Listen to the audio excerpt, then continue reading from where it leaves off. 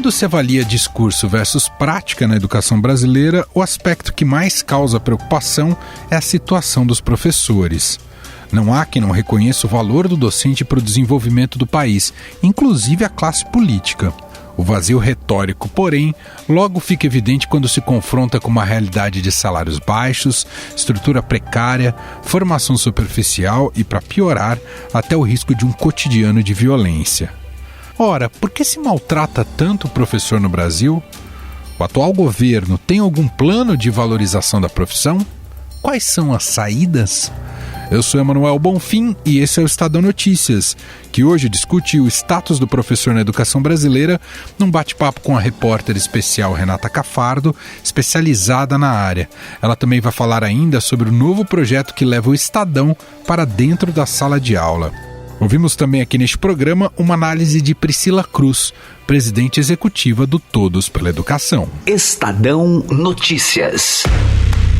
Quando começamos a XP há 18 anos, chamavam a gente de garotos. Agora que estamos transformando o jeito que o brasileiro investe e que nos tornamos uma das maiores instituições financeiras do país, ninguém mais chama a gente de garotos. Até porque está bem claro que não somos nós que brincamos com o seu dinheiro. Para os que acreditam no impossível, nós somos a XP Investimentos. Acredite, xp.com.br. Estadão Notícias.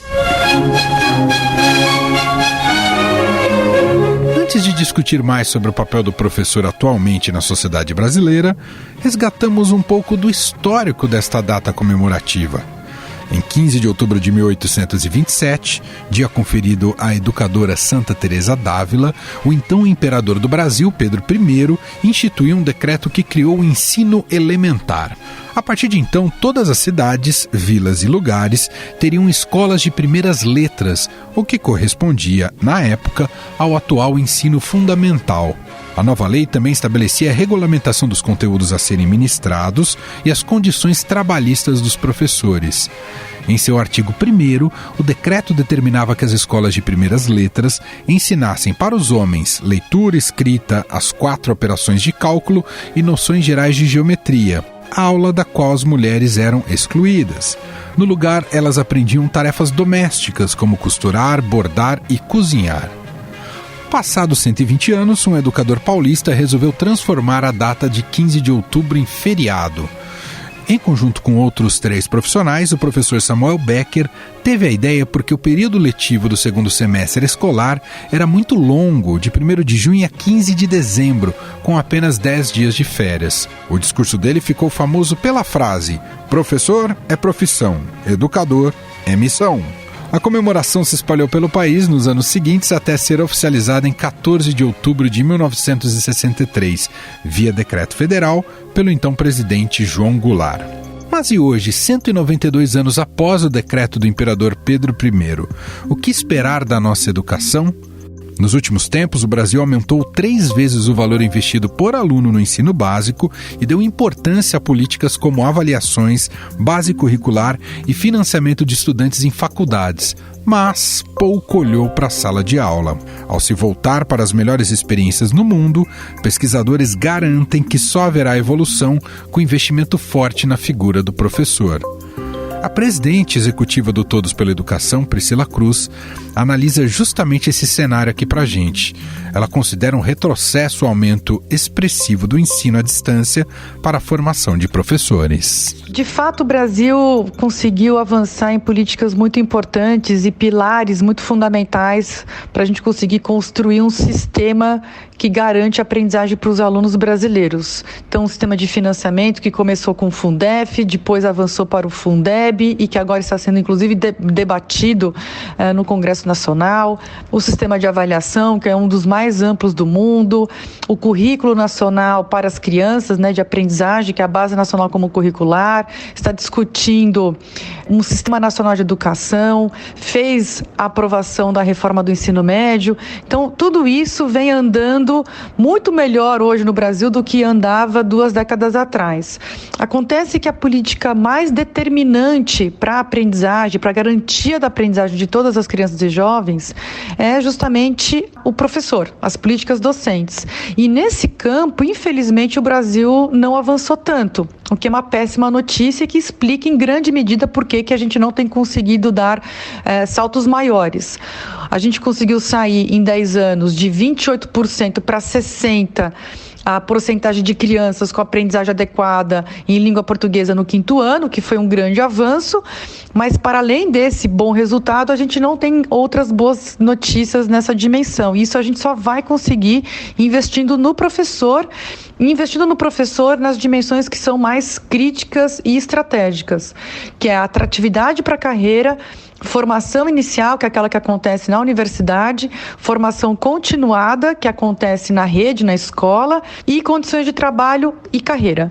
Essas dimensões são as mais importantes e a gente não tem boas notícias, inclusive com alguns retrocessos em algumas delas. Por exemplo, na formação inicial, a gente assistiu aí nos últimos 7 anos um aumento muito expressivo e eu diria até escandaloso do EAD, ou seja, da educação à distância para a formação de professores. A gente tem hoje perto de 70% dos alunos de pedagogia no Brasil se formando à distância, né? Fazendo esse curso à distância. Então isso é muito preocupante porque a profissionalização, o preparo para a sala de aula, ele deve acontecer com uma parcela, com uma parte prática muito forte. É impossível a gente formar bem o futuro professor à distância. Então, fica aí esse recado, essa preocupação, mas também uma mensagem de que o professor ele deve ser encarado de forma estratégica no país como o principal profissional do país. Convidamos também para um bate-papo a repórter especial Renata Cafardo, especializada em educação. Além de falar sobre a situação do professor hoje no Brasil, Renata também fala sobre o projeto que estreia hoje, que coloca o Estadão na sala de aula. Tudo bem, Renata? Obrigado por participar aqui do podcast. Tudo bem, obrigada a você, é um prazer. Bom, dia do professor e a pergunta é aquela mais óbvia, mas necessária. Quanto o Brasil valoriza hoje o professor, hein, Rê? É triste dizer, né? Mas valoriza muito pouco, né? A gente tem que ser realista e dizer. Valoriza pouco em todos os sentidos, né? Forma mal, paga mal, não dá estrutura de trabalho. A gente tem mais de 2 milhões de professores, a grande maioria mulheres, e que trabalham em condições de trabalho, né? Estão em escolas em que, na verdade, às vezes sofrem com a violência, não tem estrutura alguma, não tem material didático, passaram por formações, às vezes, muito ruins, que não deram para eles uma formação prática, que ajudaria muito, ficaram muito na teoria, esse é um grande problema da formação no Brasil. Por causa disso tudo, a sociedade acaba desvalorizando o profissional, né? O que é muito triste, né? Porque as pesquisas todas, no mundo todo, indicam quanto um aluno é beneficiado por um bom professor. Um bom professor que sabe o que ensinar, tem domínio do seu conteúdo, tem práticas e estratégias interessantes que... O Nobel de Economia, um dos professores, a aplicação é essa, né? Sim, de como cuidar daquele que é aluno mais defasado. The Royal Swedish Academy of Sciences has today decided to award the Sveriges Riksbank Prize in Economic Sciences in memory of Alfred Nobel for 2019, jointly to Abhijit Banerjee, Esther Duflo and Michael Kramer for their experimental approach to alleviating global poverty. Claro, você se dedicar, né, ao aluno que tem de pior desempenho, né, como funciona isso, né? Imagina, os nossos professores aqui não têm nem condição de avaliar, às vezes, qual é o aluno de pior desempenho. Eles estão numa classe com 30 crianças e com os mais variados níveis socioeconômicos e que tem as mais variadas histórias e todos esses problemas são trazidos para a sala de aula para aquele professor. E como é que ele vai lidar com aquilo tudo? Sem ter uma formação decente, né? A formação é muito precária no Brasil, muito precária. E agora está se tornando mais precária ainda. Já foi precária, porque foi muito teórica, e agora está cada vez pior, porque grande parte da formação é feita à distância de professores. E tem estudos também mostrando quanto esses cursos, sem preconceito algum, os cursos à distância, que às vezes, de verdade, chegam a lugares onde não chegam outros cursos, mas a qualidade é inferior. né? Já tem estudos mostrando a nota deles no ENAD, a nota deles em avaliação do MEC. Então, é indiscutível quanto um bom professor ajuda na educação de um aluno. Esse aluno tem mais chances de ir para a faculdade, tem mais chances de ter um salário melhor, equivale até pular um ano de ensino com relação àqueles que têm um professor pior. Todos os estudos têm mostrado isso, de economistas que se dedicam à educação. Mas o nosso país não tem feito nada mesmo, nos últimos anos, para melhorar esse quadro.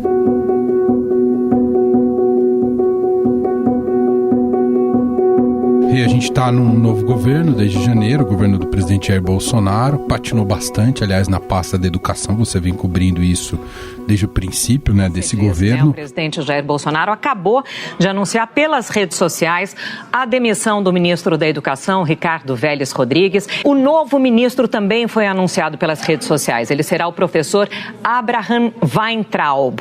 Abraham é doutor, professor universitário e possui experiência em... Meia, não vou cortar aqui. Deixa eu só cortar aqui, presidente.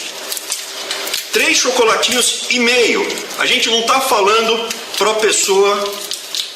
Em relação especificamente ao caso dos professores, algo foi estruturado, algum plano, algo foi anunciado em relação a isso partindo desse governo, Renata? Nada. Infelizmente, nada. A gente teve poucos projetos, né, de fato, ações lançadas que tem dinheiro, que tem prazo, que tem meta.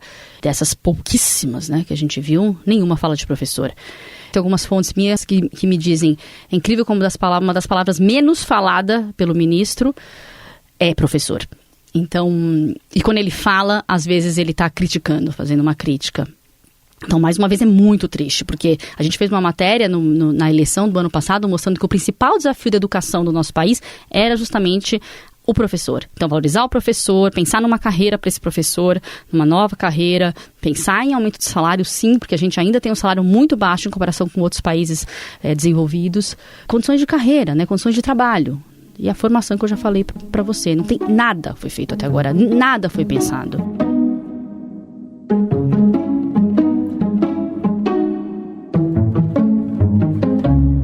A gente aproveita também a participação hoje aqui da Renata Cafardo com a gente aqui no programa também para contar uma novidade de algo que está surgindo hoje no estadão.com.br, de um produto, a gente pode dizer isso, não é, Renata? Um projeto, né? Um projeto que une o jornalismo e a sala de aula, é isso? Sim.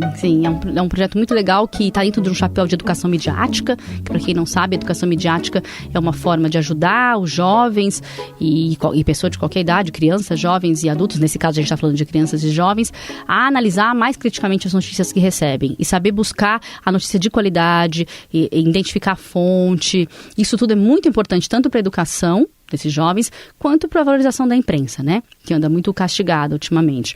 Então, muitos veículos internacionais já estão com projetos de educação midiática. Agora o Estadão lança o seu, começando justamente pelo Estadão na Escola, que vai ser um projeto que começa hoje, no Dia dos Professores, com aulas para os professores baseadas em matérias do Estadão. Ou seja, são dicas de discussões, dicas de redação, de outras atividades, enfim, às vezes só uma pequena discussão em grupo, mas sempre baseada numa matéria do Estadão, que a gente tem tantas matérias que tão ricas, né, tão bem apuradas pelos nossos repórteres e que poderiam ser aproveitadas pelos professores, mas às vezes eles não têm nem acesso a essas matérias, nem sabem como aproveitar. Então é importante lembrar que essas matérias vão estar abertas no site do Estadão, ou seja, não precisa ser assinante do Estadão para ler tanto a matéria que vai originar um plano de aula, quanto o plano de aula que a gente vai elaborar.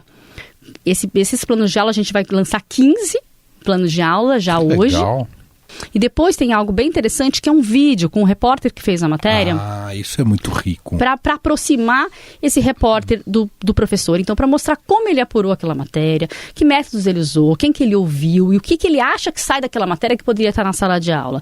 É muito importante hoje a sociedade conhecer o jornalista que está fazendo aquilo. E a gente quer mostrar aos nossos jornalistas como eles são preparados, como eles se dedicam àquele trabalho, como não é uma coisa feita assim, como uma mensaginha de WhatsApp que a gente recebe, né? Qual é o método jornalístico e por que ele é importante e por que é relevante, né? Então é muito muito importante para mostrar a relevância do jornalismo, mas também para ajudar muito a educação, os professores e essas crianças e jovens que estão imersas aí nesse rio de informações e não sabem aonde achar a informação mais adequada e com mais qualidade. Sensacional.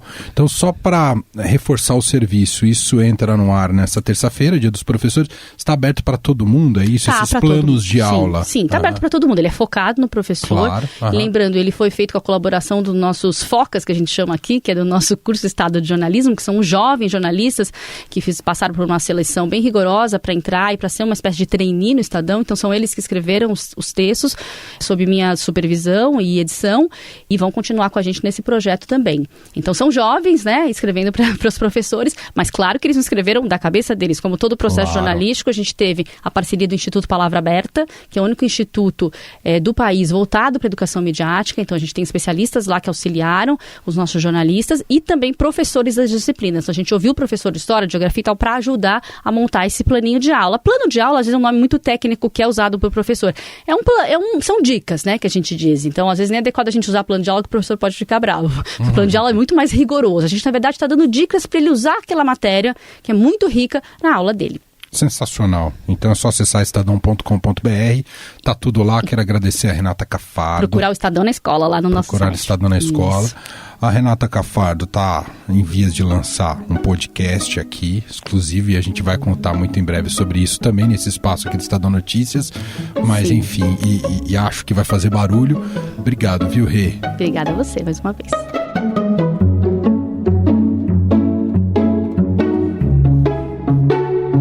E para exemplificar o que a Renata também explicou para a gente sobre o projeto Estadão na Escola, a gente justamente tirou trechos desses vídeos feitos com os repórteres aqui do Estadão, contando um pouco mais sobre a apuração deles em certas matérias, em certas reportagens.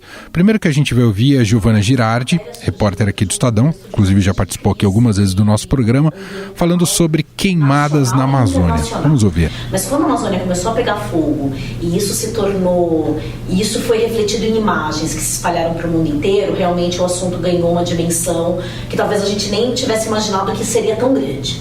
O que a gente quis com essa matéria foi mostrar o que significa uma floresta pegar fogo. Por quê? Porque muitas pessoas estavam dizendo que o fogo é uma coisa comum. A ideia era, tá bom, é normal ou não é normal? Essa foi Giovana Girardi, no vídeo que tá no Estadão na Escola, falando sobre queimadas na Amazônia. Também para ilustrar um pouco mais sobre esse belíssimo projeto, a gente pegou aqui o Marcelo Godoy falando sobre um projeto que curiosamente também tá ganhando corpo a partir desta terça-feira, sobre o Viva a República, que é uma matéria sobre os 130 anos da Proclamação da República, mas que tem vários passos e vão ganhar divulgações quase que diariamente. Mas vamos ouvir então um trecho da explicação de Marcelo Godoy. Então, evidentemente que a República tem um papel muito importante na história desse jornal. E o jornal, então, pensou em como atualizar, né, esses 130 anos de República e trazer todo o período republicano para uma linguagem moderna e para uma linguagem que permitisse ao seu leitor. Se você quiser ter acesso a todos os vídeos, como bem a gente disse há pouco, na conversa com a Renata Cafardo, está tudo à sua disposição, o Projeto Estadão na Escola, em estadão.com.br. Em contato com nossa reportagem, a assessoria do Ministério da Educação informou que até o fechamento deste podcast não havia previsão de nenhum evento comemorativo ou qualquer solenidade do Dia dos Professores marcado para esta terça-feira. Estadão Notícias. O Estadão Notícias desta terça-feira vai ficando por aqui. Contou com a apresentação minha, Emanuel Bonfim, produção dos Diego Carvalho e Diego Kerber e montagem de Afrânio Vanderlei. O diretor de jornalismo do Grupo Estado, João Fábio Caminuto. Mande seu comentário e sugestão para o e-mail podcast@estadão.com. Um abraço para você e até mais. Estadão Notícias.